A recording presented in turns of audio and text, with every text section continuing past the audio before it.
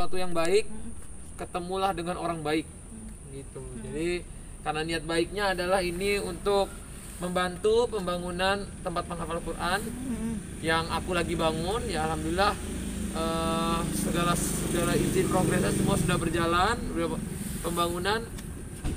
Dapat lagi bantuan dari penjualan headband ini dari seorang yang baik hati namanya Mas Reza Paten. Mas Reza, kenapa akhirnya dirimu yang ingin membeli? Awal juga saya nggak menyangka loh. Saya waktu itu sudah sebenarnya sepertinya yang menang bukan saya. Karena biasanya lelang seperti ini itu di menit-menit terakhir itu ada aja tuh nanti yang masuk angka berapa lebih besar lagi ya kan. Tapi waktu itu ya udah saya bilang dalam hati ya, kalau saya dikasih kesempatan untuk bisa menggunakan uang saya untuk hal-hal baik, saya ingin uang saya ini kepakai di sini. Itu sih. Akhirnya setelah saya bid ya di angka 2.222.222.222 rupiah, ya udah saya dalam hati ya pasrah, ikhlas aja udah. Dalam waktu 24 jam kalau memang rezeki saya ya saya dapat. Berarti saya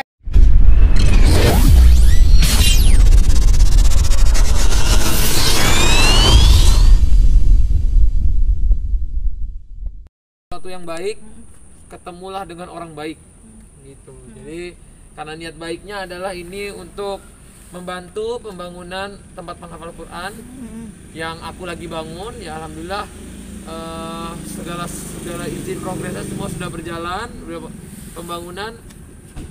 Dapat lagi bantuan dari penjualan headband ini dari seorang yang baik hati namanya Mas Reza Paten. Mas Reza, kenapa akhirnya dirimu yang ingin membeli? Awal juga saya nggak menyangka loh. Saya waktu itu sudah sebenarnya sepertinya yang menang bukan saya. Karena biasanya lelang seperti ini itu di menit-menit terakhir itu ada aja tuh nanti yang masuk angka berapa lebih besar lagi ya kan. Tapi waktu itu ya udah saya bilang dalam hati ya, kalau saya dikasih kesempatan untuk bisa menggunakan uang saya untuk hal-hal baik, saya ingin uang saya ini kepakai di sini. Itu sih. Akhirnya setelah saya bid ya di angka 2.222.222.222 rupiah, ya udah saya dalam hati ya pasrah, ikhlas aja udah. Dalam waktu 24 jam kalau memang rezeki saya ya saya dapat. Berarti saingannya banyak ya pada saat itu? Waktu itu banyak. Karena aku tuh kemarin bilang gini, tadinya kan paling nih berapa, kayak 300 sampai 500 juta gitu kan. Karena kan headband gitu kan.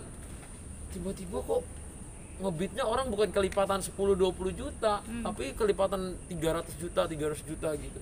500, ada yang ngebit 800, ada yang ngebit 1M. Bro ini sempat ngebit 1M.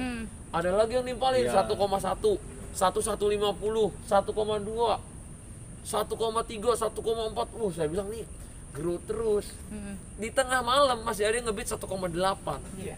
Nah besoknya 19, bro sempat ngebit juga ya, 19 juga ya? Oh bukan, 19 ada yang lain. Lalu ada 2 miliar. Di situ akhirnya ya udah. Waktu itu pagi-pagi bener jam 8-an. Akhirnya saya bilang bismillah, kalau memang ini rezeki saya, ya saya dapat deh 2.222.222.222 rupiah. Ada arti tersendiri nggak sih di nominal itu, di angka itu? Kalau itu bro apa tuh artinya? Jadi itu kan waktu saya bid itu tanggal 21 Januari. Artinya kalau saya berhasil memenangkan lelang tersebut, maka angka saya ditutup di tanggal 22 Januari 2022. Jadi pas aja 22 Januari 2022 memenangkan 2.222.222.222 rupiah. Karena bertepatan ada kemungkinan juga kan anak saya ini lahir tahunnya 2022. Bulannya juga 2 kan. Jadi udah banyak dua-duanya. Kebetulan ya. Iya, jadi nggak tahu ya, mungkin ini jalan Tuhan gitu ya. Jangan-jangan nanti jadi angka hoki. Iya, jangan-jangan ini jadi angka hoki juga kita berdua malah. Angka hoki kita berdua. Jangan-jangan ini pertanda. Kita berdua bisa ada suatu proyek baru. Waduh. Dan ini sebelumnya nggak ada settingan, nggak ada apa, karena saya juga nggak kenal sama Bro Reza. Bro Reza juga nggak kenal sama aku. Ya mungkin kita tahu-taunya ya dari sosmed atau bagaimana. Maksudnya secara kayak kita ketemu ini baru sekarang. Bro Reza kenapa tertarik dengan handband? Padahal cuma handband doang loh. kan Bukan kalau cuma orang loh. kalau orang awam kan berpikirnya Gini, seperti saya udah cerita sama Mas Atta ya. Ada 2 value yang bisa didapatin dari headband tersebut. Yang pertama itu dari sisi ibadah. Oke. Ya kan, kita udah tahu hasil lelang digunakan untuk pembangunan Rumah pengakuan Tuhan ya. rumah apa Tuhan oke. Lalu yang kedua dari sisi bisnisnya. Jadi kan kita tahu sekarang ini lagi rame NFT. Ada seorang pemuda foto selfie bisa laku berapa miliar ya kan. NFT itu kan secara konsep harusnya unik. Yap. Artinya hanya satu itu saja. Dan yang kedua divalidasi oleh semua pihak bahwa yang memiliki NFT tersebut adalah ya si pemilik. Ya kan menggunakan platform blockchain. Begitu juga dengan ini. Memang ini bukan digital, ini fisik. Tetapi secara konsep ini unik dan divalidasi oleh semua orang ya kan dan juga semua media bahwa headband yang menemani perjuangan Atta merintis karirnya sekarang jadi miliknya Reza Paten. Oke. Itu.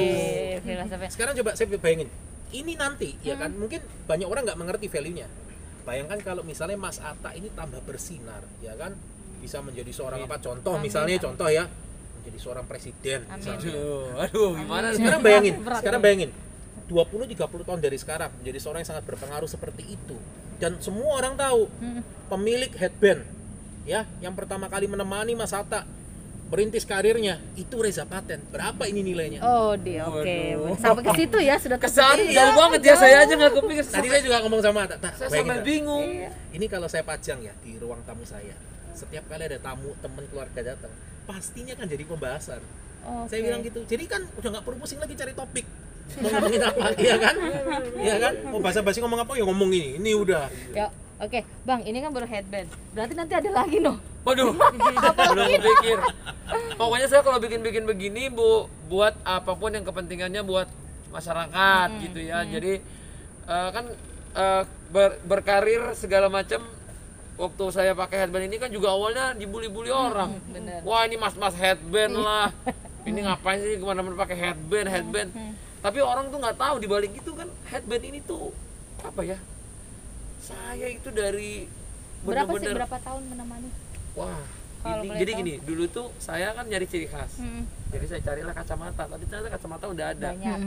Akhirnya saya lihatlah headband. Saya nyoba pakai kain pertamanya. Kain warna ada merah, ada apa gitu. Ih, bagus juga nih. Udah mulai terus saya nge-flow pakai kain itu. Nah, akhirnya saya bilang saya harus cetak. Headband pertama saya yang ada AHA, yang bener pakai brand saya ini AHA. Akhirnya dicetak lah. Makanya ini tuh Sudah udah hilang ya? luntur nih semua. Iya. Dan ini tuh coraknya batik. Yap. Jadi ini kalau dibuka Aslinya batik, batik. karena ini corak batik ini biar mewakili Indonesia. Indonesia. Jadi inilah saya bikin. Dan waktu saya pakai ini dari situ lah hasil ide segala macam sampai bisa sekarang hampir 30 juta subscriber kan nggak ada yang tahu. Benar. Jadi betul kata Mas itu, saya yang baru kepikir ini sejarahnya menurut saya berarti buat hidup saya. Makanya saya bilang nanti kalau sekali-sekali saya mau lihat lagi boleh ya. Masih nggak ini ya, nggak kurang redo kali ya. Kita melihat ini bukan sekedar headband tapi kayak Tuhan udah cukup Belahan jauh ya jiwa gue. perjuangan saya. Dan ini headband tuh semua orang tahu itu Atta Halilintar. Iya. Kalau ada orang pakai headband ya pasti Atta Halilintar. Halilintar. Orang mau parodiin aku, mau bikin apalah, mau ngeledek atau mau muji pasti pakai headband. Sampai di Halloween orang jadi Superman, Batman, jadi apa itu aku lihat pada pakai headband terus mereka nyoret aha. Dan itu menurutku itulah saking headband itu udah jadi icon sendiri Ikonnya kamu. di hidup aku gitu, dengan aku yang sekarang segala macam. Wah, Berarti sudah pede dong dengan tidak memakai headband lagi. masih belum pede. Tunggu, soal belum tumbuh ini. Ini kan masih dalam Masih dalam ini ya. iya, proses masih tumbuh. membiasakan diri lah. Rencananya hanya untuk dipajang atau dipakai juga kayak abang. Gini, ini saya jaga. Oke. Saya jaga. Memang pasti ini tidak saya pakai. Memang saya pajang Oke. di situ. Kecuali kalau yang hasil lelang sebelumnya itu saya pakai memang. Hmm. Itu. Kalau yang ini itu memang saya pajang di ruang tamu saya. Saya akan jaga baik ini. Karena harapan saya 20-30 tahun ke depan ini masih terjaga dengan sangat baik sekali. Jadi nilai sejarahnya ini Iya tuh guys, lihat ya, ini tuh aku simpan di namanya laci baju. Jadi kayak ada dulu aku kan suka desain baju pertamaku, apa pertamaku tuh aku simpan aja. Ada yang sablon yang lepas tuh aku simpan dalam satu tempat. Tapi habis ini laku semua headbandku yang lama-lama aku masukin ke lemari besi. Aset ya. Aku bilang gua gokil. Takutnya habisnya orang nyari-nyariin headband gua jadi habis di situ diambil-ambilin. Aduh, tapi memang luar biasa bro ini. Istri sendiri komentar apa pas tahu? Pas waktu lagi ikut lelang, Seng, udah 1M, udah 1,2, udah ngeheran-heran. Waktu udah masuk ada yang ngebid di angka 1,3 aja, wah gila Seng, udah tutup aja tutup. Aku bilang, jadi kita di tim udah bilang gini, udah kita tutup, nggak enak kalau terlalu tinggi. Saya ngerasa nggak enak, headband laku terlalu tinggi. Nanti makin tinggi bukannya bagus, takutnya malah kita diomongin nih, wah apa sih headband doang gitu kan.